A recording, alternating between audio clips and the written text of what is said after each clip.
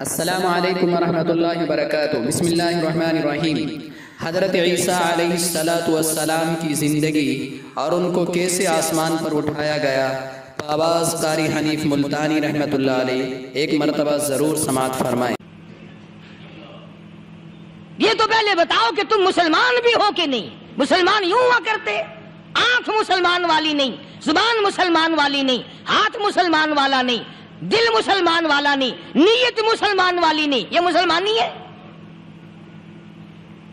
صحابہ اکرام رضوان اللہ تعالیٰ علیہ مجمعین، اللہ تعالیٰ کی کروڑ رحمتیں نازل ہوں حضرات صحابہ اکرام کی قبروں پہ۔ دربار رسالت ہے، سب کہہ دو صلی اللہ علیہ وسلم۔ سبحان اللہ، کتنے خوش نصیب تھے وہ لوگ جو محمد کریم صلی اللہ علیہ وسلم کی مجلس میں بیٹھا کرتے تھے۔ کانوں میں آواز آتی تھی مصطفیٰ کریم کی، دیدار ہوتا تھا امام الانبیاء کا۔ کتنے خوش نصیب تھے یہ لوگ۔ جنگ سے واپس آئے صحابہ اکرام، ایک لڑکی کو پکڑ کے لائے جو لڑنے آئی تھی، کفار کے ساتھ مل کر مسلمانوں کا مقابلہ کرنے آئی۔ میدان جہاد میں سے صحابہ اکرام پکڑ کے لائے، قیدی ہے، کافرہ عورت ہے، غیر مسلم ہے۔ شہنشاہ کائنات حضرت محمد الرسول اللہ صلی اللہ تعالی علیہ وسلم کے دربار میں لا کے بٹھا دیا۔ ننگے سر ہے، ننگے منہ ہے، ننگے ہاتھ پیر ہیں۔ اللہ اکبر، اللہ اکبر۔ کبھی آپ نے سوچا نہیں کہ تو کتنے بڑے نبی کا امتی ہے، کتنے بڑے سردار کا غلام ہے؟ رحمت والی چادر اتار کر فرمائی، او بلال یہ میری چادر لے لے، اس لڑکی کے سر پہ ڈال دے، پردہ کرا دے۔ عرض کیا گیا کسی کافر کی لڑکی ہے، یہودی کی لڑکی ہے، عیسائی کی لڑکی ہے، غیر مسلم کی لڑکی ہے، میدان جہاد سے گرفتار کر کے لائی گئی، قیدی لڑکی ہے، لڑنے آئی تھی، مارنے آئی تھی، اسلام کی دشمن ہے، دین کی دشمن ہے، قرآن کی دشمن ہے، مذہب کی دشمن ہے، خدا اور اس کے رسول کی دشمن ہے۔ اللہ تعالیٰ کے نبی حضرت محمد کریم صلی اللہ علیہ وسلم نے فرمایا، او لوگو ٹھیک ہے لڑکی کافر کی ہے، کفر کی حالت میں پلی ہے، کفر پھیلانے آئی ہے، کفر کو بچانے آئی ہے، اسلام کا مقابلہ کرنے آئی ہے، اسلام کو مٹانے کے لیے آئی ہے، پر اے میرے دیوانوں یہ تو بتاؤ، اپنے باپ کافر کے دربار میں بھی ننگے سر بیٹھے اور میں کالی کملی والے کے دربار میں بھی ننگی بیٹھے۔ سبحان اللہ۔ پھر اس دربار میں اور میرے دربار میں کیا فرق ہوگا؟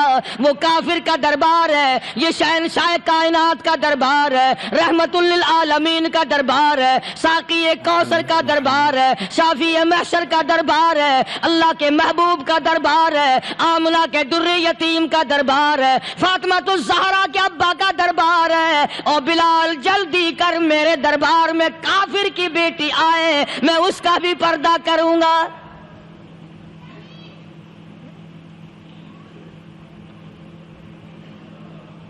حضرت بلال رضی اللہ تعالی عنہ نے ذرا ایک اور لطیف سی بات ہے، تھوڑی سی باریک سی، اگر آپ سوچیں، لڑکی ہے تو کافرہ، لڑکی ہے تو بے دین، ہے تو اسلام کے دشمن۔ میں تو کئی مرتبہ سوچا کرتا ہوں کہ واہ لڑکی تیرا مقدر، ہے تو کافر کی بیٹی، خود بھی کافرہ ہے، مگر مقدر تو دیکھو امام الانبیاء کی چادر سر پہ ڈالے بیٹھی ہے۔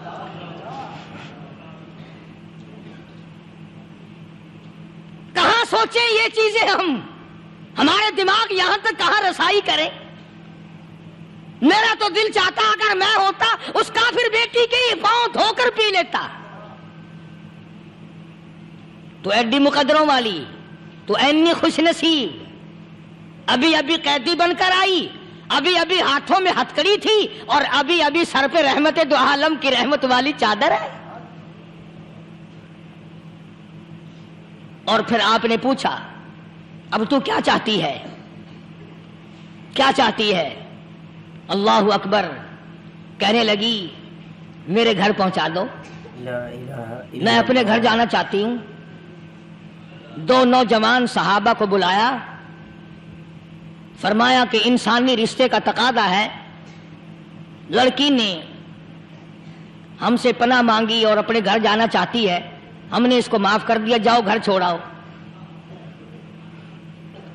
اب گھر پہنچانے کا مطلب یہ تو تھا نہیں کہ حسین گائی پہنچا دو، دولت گیٹ پہنچا دو، خدا جانے کتنی دور گھر ہوگا، لڑنے جو آئی تھی۔ یوں لکھا ہے علماء اکرام نے، ذرا توجہ کریں، اور سچی بات تو یہ ہے اپنے دامن میں بھی ہاتھ مار کے دیکھو کہ ہم کیسے ہیں۔ محمد الرسول اللہ صلی اللہ علیہ وسلم کے دو جوان دیوانے ساتھ ساتھ اس کے چلتے ہیں، ایک ادھر چل رہا ہے ایک ادھر چل رہا ہے، جنگل کا راستہ ہے، رات بھی راستے میں آئی ہے۔ نوجوان لڑکی کا بیان ہے، اپنے بھائی کو جا کے کہتی ہے یہ دو نوجوان میری ساتھ راستہ چلتے آئے، میری ساتھ سفر طے کرتے آئے، پر اے میرے بھائی جان، رب کائنات کی قسم مجھے تو یوں معلوم ہوتا تھا دونوں اندھے چل رہے۔ مجال ہے میری طرف نظر اٹھائی ہو،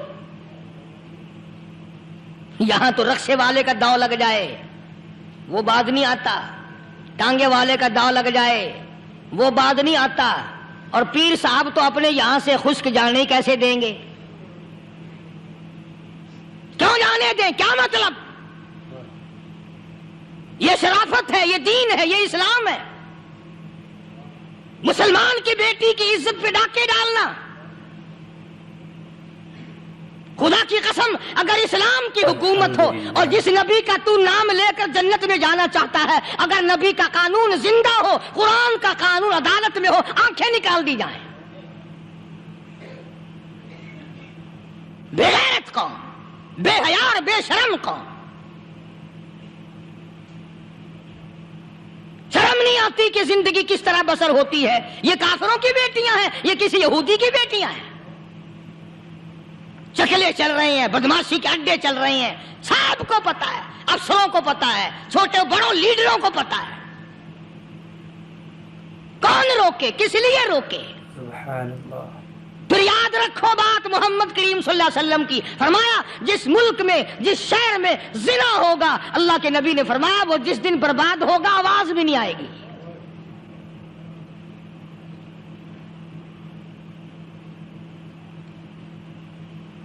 مسلمانوں کے یہاں سے ہو کر دربار نبوت سے چل کر رحمت دو عالم صلی اللہ تعالی علیہ وسلم کی چادر اوڑھ کر لڑکی اپنے گھر پہنچی۔ بھائی نے پوچھا بتا مسلمانوں نے تیری ساتھ کیا برتاؤ کیا؟ مسلمان تجھے پکڑ کے لے گئے تھے، اتنی خوبصورت ہے تو، ایسی حسینہ ہے، شباب تیرا، حسن تیرا، جمال تیرا، شکل و صورت نرالی، نقش نرالے، آنکھیں تیری نرالی، چہرہ تیرا نرالا، لب تیرے نرالے، قد و قامت تیری نرالی، حسن تیرا شان والا، جوانی شباب ہے، بتا مسلمانوں نے تیری ساتھ کیا گزری؟ رونے لگی اور کہنے لگی تو میرا ماں جایا بھائی ہے، پر میں کیا بتاؤں، زمین و آسمان کے مالک کی قسم، سمندروں کے پیدا کرنے والے کی قسم، درختوں کے پتے پیدا کرنے والے کی قسم، ان پہاڑوں اور زمین کے ذرات کو پیدا کرنے والے کی قسم، جو میری عزت کی حفاظت محمد کے غلاموں نے کی ہے، وہ تو ماں جایا بھائی بھی نہیں کر سکتا۔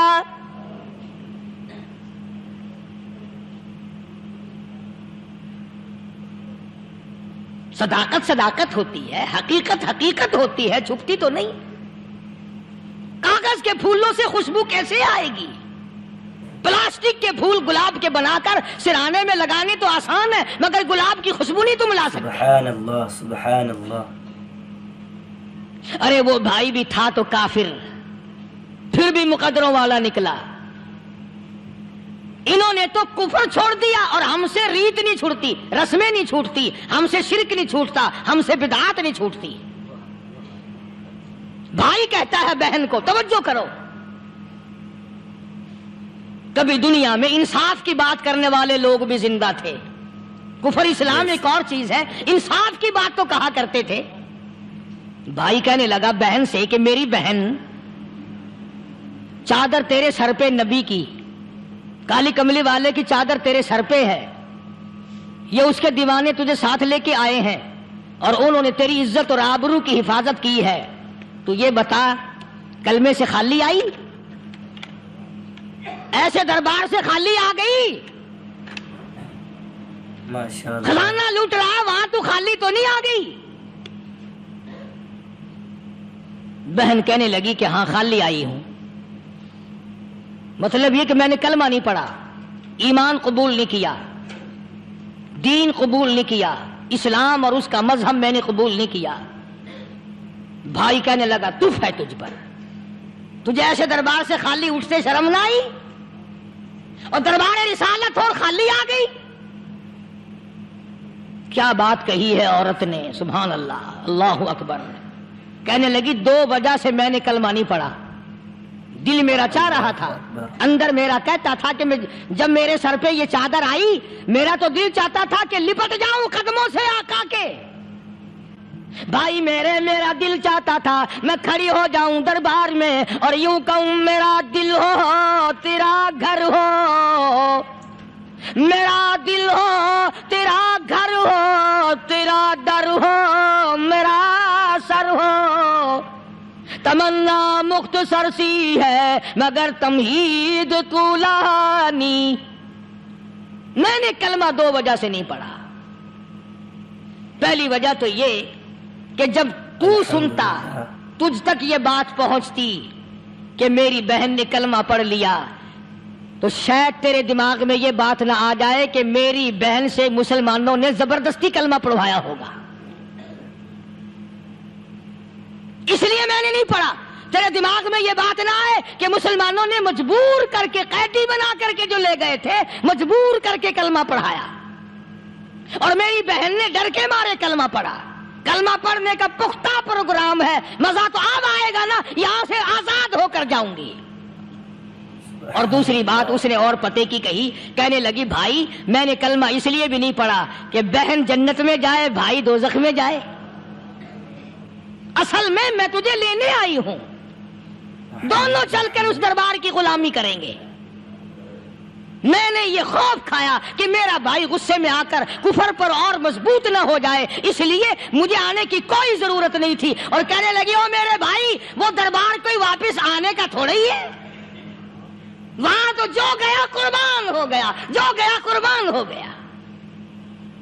چلو چلتے ہیں. دونوں بہن بھائی آ کر حضور اکرم صلی اللہ علیہ وسلم کے ہاتھ پہ کلمہ پڑھ کر مسلمان بن جاتے ہیں.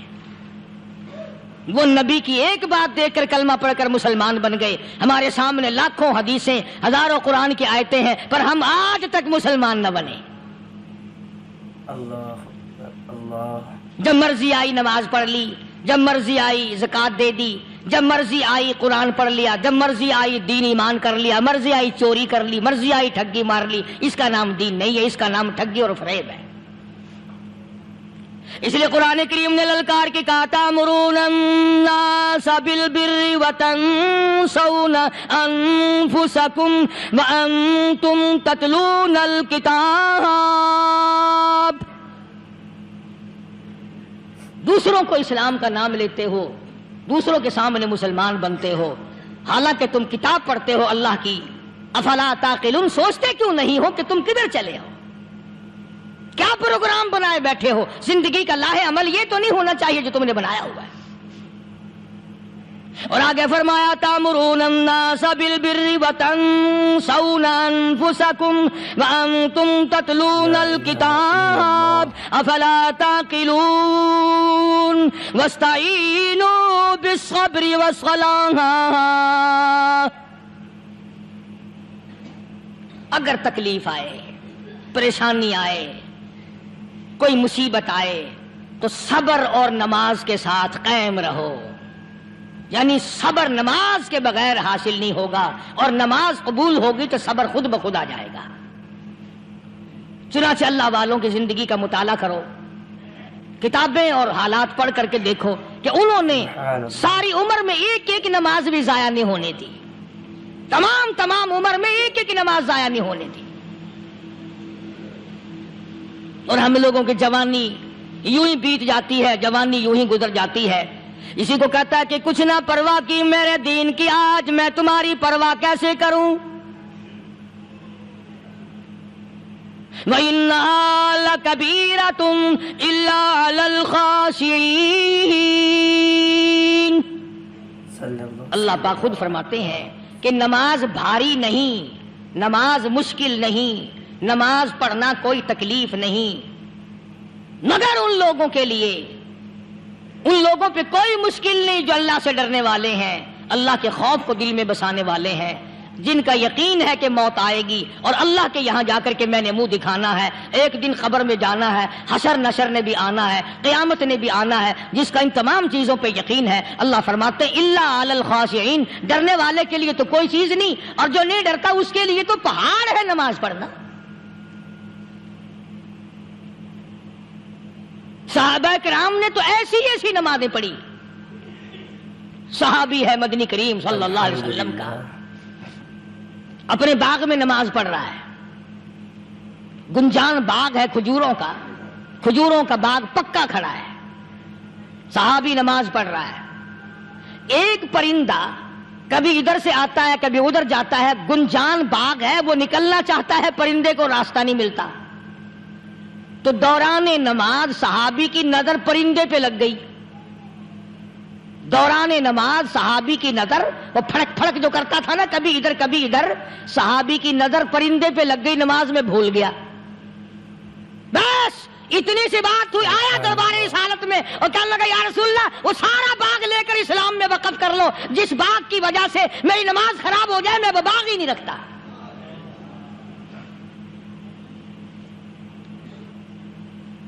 ہمارے یہاں بھی کوئی عظمت ہے نماز کی؟ کون پرواہ کرے؟ ان لوگوں کے یہاں تمام کا تمام نظام دین کا اپنا بنایا ہوا نہیں، جو دربار رسالت صلی اللہ علیہ وسلم سے نظام ملا نماز کا، انہوں نے صحیح معنوں میں وہ قائم کیا ہے۔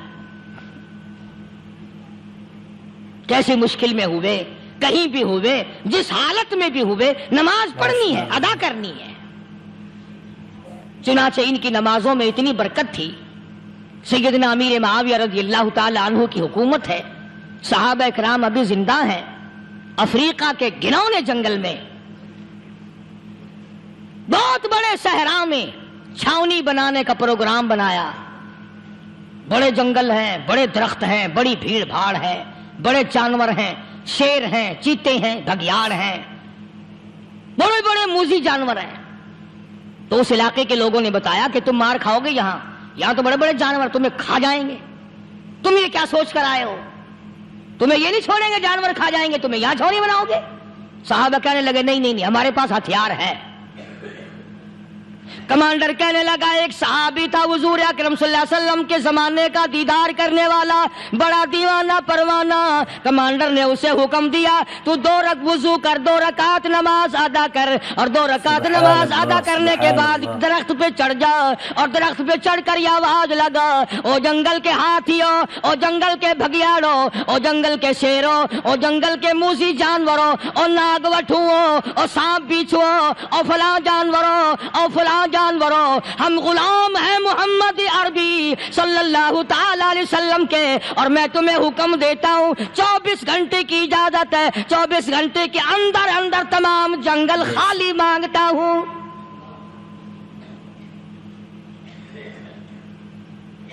ماشاء اللہ نافذ کر دیا حضور کے غلام نے، ہاتھیوں پہ، جانوروں پہ، چیتوں پہ، بھگیاڑوں پہ، شیروں پہ،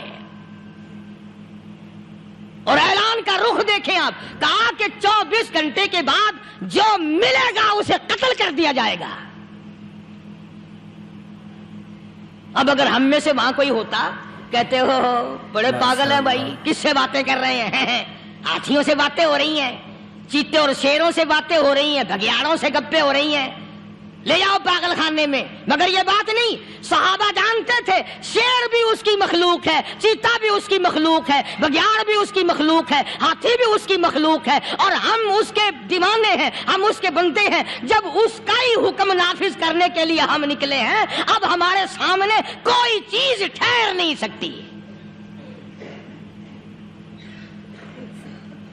تاریخ شاہد ہے، گیبن مورخ انگریز لکھتا ہے، امریکہ کا بہت بڑا پروفیسر تور آندرے انگریز مورخ لکھتا ہے کہ صحابی کی یہ بات سن کر جنگل میں کھلبلی بچ گئی، جانوروں میں شور مچ گیا، چیتے بگیاڑ اور طوفان مچ گیا، شور مچاتے ہوئے تمام کے تمام نے جنگل خالی کر دیا۔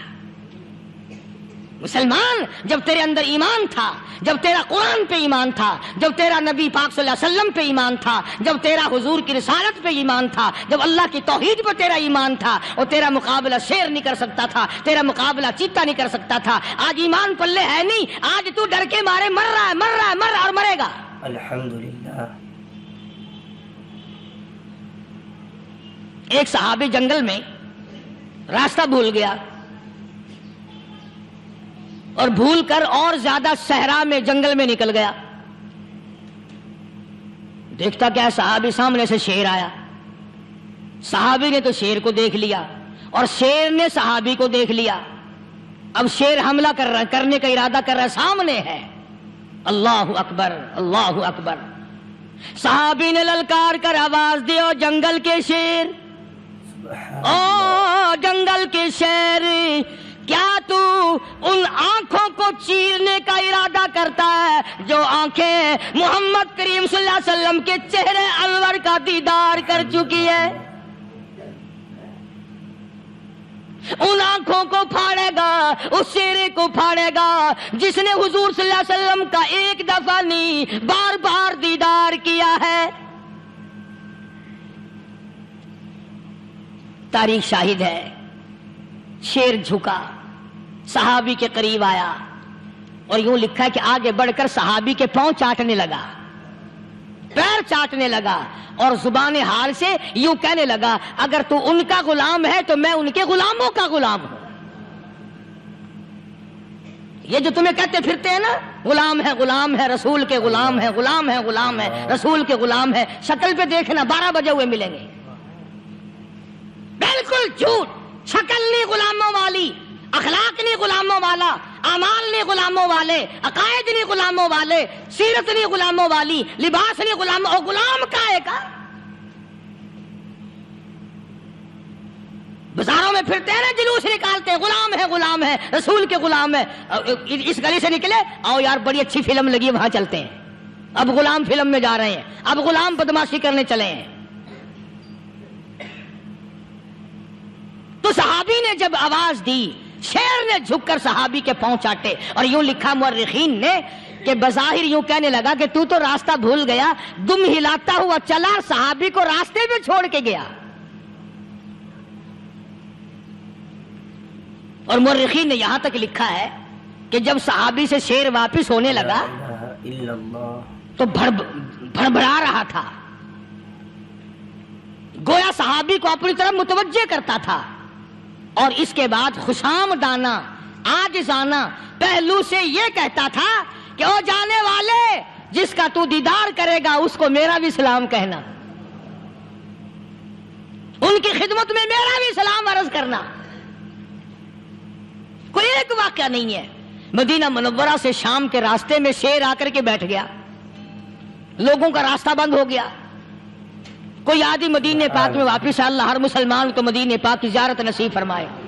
ہاں مدینہ بڑی شے ہے، ہاں مدینہ نہ دیکھا تو کچھ بھی نہ دیکھا، ہاں الہی دکھلا دے مدینہ کیسی بستی ہے، جہاں پر رات دن مولا تیری رحمت برستی ہے۔ وہ شہر نرالا، وہ گلیاں نرالی، وہ شاہراہیں نرالی، وہ گنبد خضرا نرالا، خدا کی قسم وہاں جو آسمان سے نور برستا ہے وہ بھی نرالا ہی ہے۔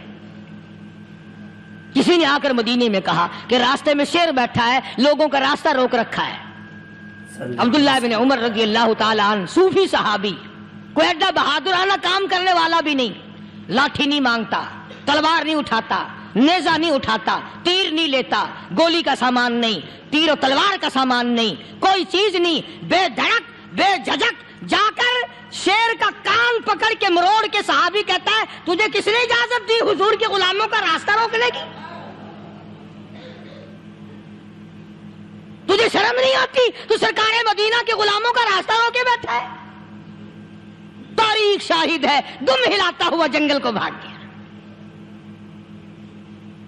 اور آج اولاد ہمارے کہنے کی نہیں، شیروں کو تو کیا منائیں گے، اولاد نہیں مانتی، بیوی نہیں مانتی، کچھ اپنا بھی قصور مانو نا، کچھ گڑبڑ ہے نا اندر۔ اختر شیرانی نے بڑی عجیب بات کہی، اسی کو کہتا ہے کہ یہ عذر امتحان ہے، جذبہ دل کیسا نکل آیا، یہ عذر امتحان ہے، جذبہ دل کیسا نکل آیا، میں الزام ان کو دیتا تھا، قصور اپنا نکل آیا۔ گریبان میں جا کر دیکھو، ٹٹول کر کے دیکھو، اپنی نیتوں کو ہاتھ مار کے دیکھو، اپنے عقیدے کو ٹٹول کے دیکھو، اپنے ایمان کو تلاش کر کے دیکھو، اپنی نظروں سے پوچھو، اپنی زبان سے پوچھو، اپنے پیٹ سے پوچھو، تیرے اندر کیسی روزی جا رہی ہے؟ کیوں کر ہم کامیابی سے ہمکنار ہوں؟ یہ خلقت پھر ہمارے لیے غیر کیوں نہ بنے؟ یہ سارا جہان ہمارا دشمن کیوں نہ بنے؟ صحابہ تو ایسے بے دھڑک تھے، کسی شہنشاہ کی پرواہ نہیں کیا کرتے تھے، کسی شہنشاہ کی اللہ والے نہیں کرتے تھے۔ تم تو بڑے پیروں کو ماننے والوں، پر جو میں بات بتاؤں گا پیر کی وہ نہیں مانو گے۔ مجدد الفسانی سرہندی سب کہہ دو رحمت اللہ علیہ، نقشبندی خاندان کے سربراہ ہیں، بہت بڑے بزرگ ہیں، پکڑ کر کے لے گئے حکومت والے، بادشاہ کو سجدہ کرانا ہے، بادشاہ کو سجدہ کرانا ہے۔ وہ کائے کا سجدہ کرتے تھے؟ وہ کسی سے ڈرتے ہی نہیں تھے، اللہ والا کسی سے ڈرا ہی نہیں کرتا۔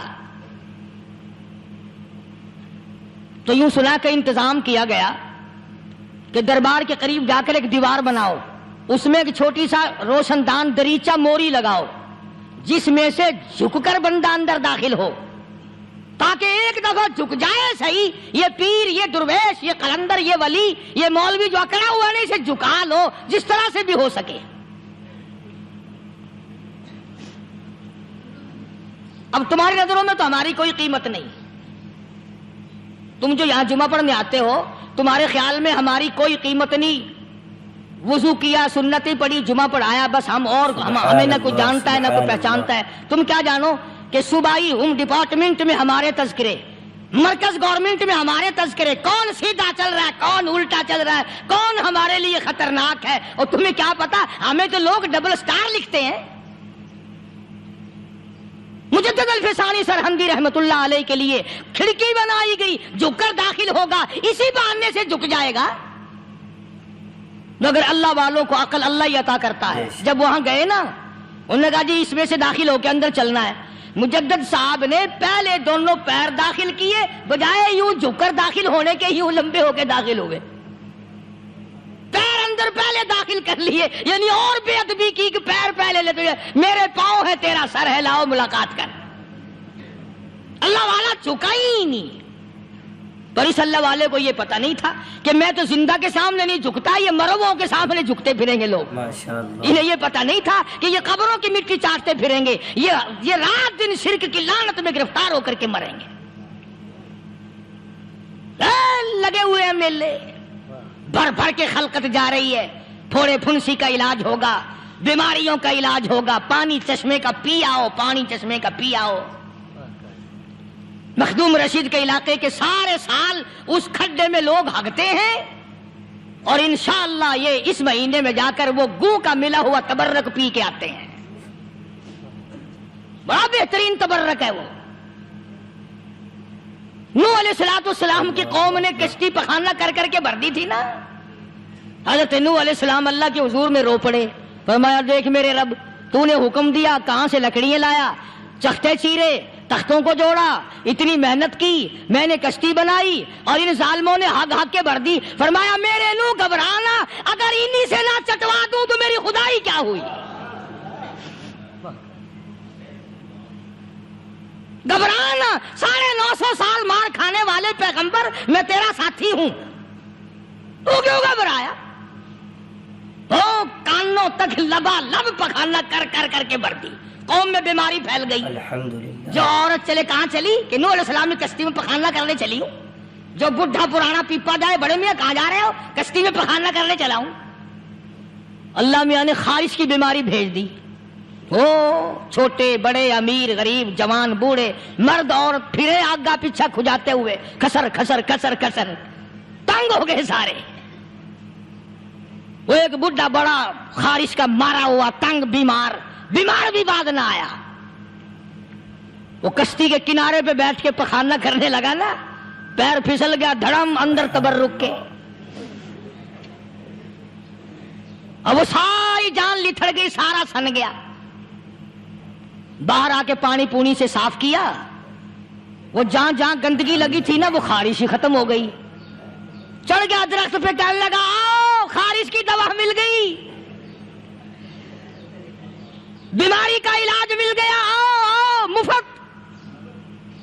آ گئی دنیا بیماری میں, اور کیا چاہیے, بھاگی بھاگی خلق. انہوں نے کہا ہے, انہوں نے کہا بظاہر دیکھنے میں یہ گند ہے, یہ کھاج کی دوا ہے, ملو اٹھا کے. لب بھر بھر کے, لوٹکیاں بھر بھر کے لے گئے لوگ. اور جب پخانہ ختم ہو گیا تو کشتی دو دو کر کے پی لی لوگوں نے. فرمایا لہم قلوب لا یفقہون بہا. اللہ پاک جل شانہ فرماتے ہیں جس کا دل قرآن کریم سمجھنے کا عادی نہیں. لہم قلوب لا یفقہون بہا, جس کا دل قرآن سمجھنے کے لیے تیار نہیں. وَلَهُمْ أَعْيُنٌ لَا يُبْصِرُونَ بِهَا, جس کا کان اللہ کا قرآن سننے کے لیے تیار نہیں. أَمْ لَهُمْ آذَانٌ لَا يَسْمَعُونَ بِهَا, ام لہم آذان یسمعون بها, جس کا کان خدا کا قرآن سننے کو تیار نہیں. خدائی فیصلہ سنو, اللہ کے قرآن کا فیصلہ سنو, اللہ کے کلام کا فیصلہ سنو. جس کا کان میرا کلام سننے کے لیے تیار نہیں, جس کو میرا قرآن سن کے مزہ نہیں آتا, جس کو میرا کلام سن کے حلاوت نہیں آتی, جس کو میرا کلام سن کے لذت نہیں آتی, جس کی روح تازی نہیں ہوتی, جس کو لطف نہیں آتا, جس کو کیف نہیں آتا, جس کو سرور نہیں آتا, جو میرا قرآن سننے کو تیار نہیں, جو میرا قرآن آنکھوں سے دیکھنے کو تیار نہیں, جو میرا قرآن سننے سمجھنے کے لیے تیار نہیں. آؤ پھر خدائی فیصلہ سنو. فرمایا اولئک کالانعام,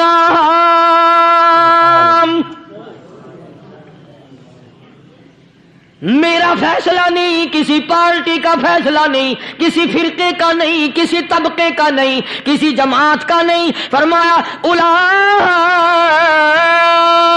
الانعام, پیدا کرنے والا مالک و خالق کہتا ہے مجھے اپنی کبریائی کی قسم یہ سارے جانور ہیں.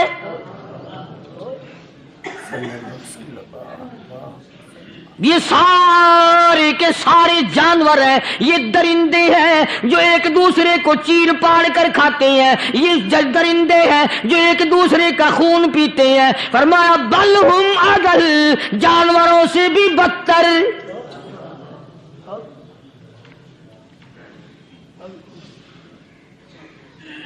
جس کے دل میں قرآن سن کر ترس نہیں, جس دل میں رحم نہیں, اپنے سے کمزور دیکھ کر جس کے دل میں شفقت نہیں, مہربانی کا مادہ نہیں.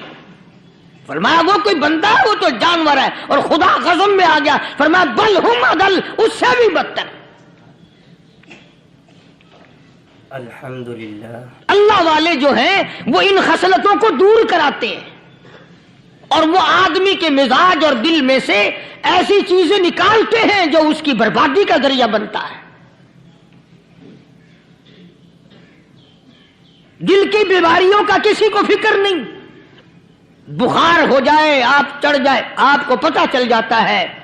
نزلہ ہو جائے, آپ کو پتہ چل جاتا ہے. کھانسی ہو جائے, پتہ چل جاتا ہے. دل کی بیماریوں کا کیا پتہ چلے. صحابہ اکرام رضوان اللہ تعالی علیہ مجمعین کی جماعت کے اللہ پاک کے محبوب حضرت محمد الرسول اللہ صلی اللہ تعالی علیہ وسلم نے دلوں کی صفائی کی. پہلے لوگ جھونپڑیوں میں, کچے کوٹھوں میں رہتے تھے, نہ اتنی صفائی تھی, نہ اتنی ترقی تھی. آج برتنوں کی صفائی دیکھو, کپڑوں کی صفائی دیکھو, مکان کی صفائی دیکھو, رات دن بس اسی دھندے میں لگے ہوئے. سارا دن برتن دھونے سے فرصت نہیں، سارا دن کپڑوں کے بناؤ اور سنوار میں فرصت نہیں. تو اللہ والے ایسے موقع پر بڑی عجیب بات کہتے ہیں. وہی مجذوب ہے. مجذوب علی رحمت کہتے ہیں بظاہر تو ہر شے میں بے حد صفائی، بظاہر تو ہر شے میں بے حد صفائی، مگر دل میں ہے گندگی انتہائی.